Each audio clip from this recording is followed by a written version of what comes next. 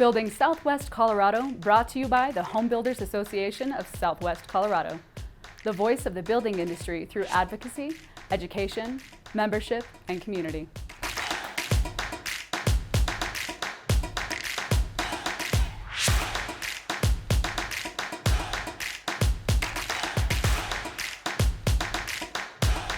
The pandemic has had an impact on every aspect of our lives, including the home building industry, with demand for lumber outpacing supply and driving up construction costs.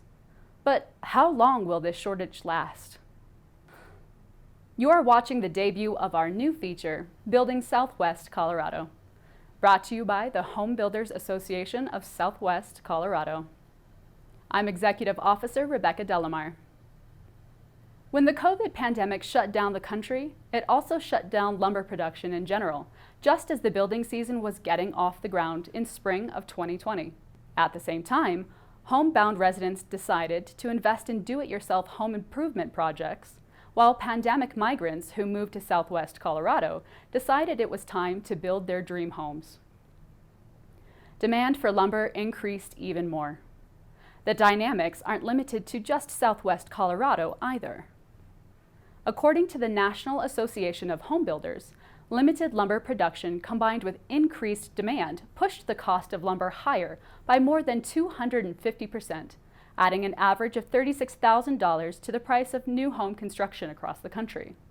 Adam Hirschberg, co-owner of Studs Lumber of Durango, has seen the effects of the pandemic firsthand. Before COVID, supply had never really been an issue here for a couple of years. We've always stayed ahead of the need, and it was never a problem, though we were removed from many of the metropolitan centers. It's been very easy to stay ahead of the demand. It's been very easy to forecast the needs, and the mills have done a really good job of staying ahead of those needs. Once COVID hit, we saw an increase in need, in demand essentially at that time, because it came right at about the time the spring bump happens in the lumber industry. Demand spikes up, the mills increase their output, and the price does obviously rise on any given year. COVID was especially different, given that the mills had to cut their staffing down to space people out. Anybody that's seen a lumber mill work before, it's hard to understand, but it's a really quick, fast-paced, shoulder-to-shoulder environment, believe it or not. Lots of people involved in the mix. So when you have to spread everybody out, it slowed the mills down a lot. And that happened right at about the time that the spring bump was happening. Demand was increasing, so we saw the price actually take a double hike. Will lumber costs drop in the near future as mills increase production?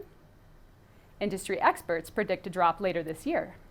I would say the increase in cost is absolutely due to the increase in demand, as well as the decrease in the supply that's out there. However, supply is definitely catching up, even though demand is increasing. We're hearing that a lot of these mills are getting back up to full production rates, which is really good news. If you'd like to reach Adam Hirschberg, visit his website at studslumber.com. We'll keep you up to date on the topics related to the home building industry in Southwest Colorado, including our attainable housing and education initiatives in future editions of Building Southwest Colorado. In the meantime, mark Saturday, June 26 on your calendar for our annual Contractors Yard Sale at the Durango High School parking lot. Thanks for watching. I'm Rebecca Delamar.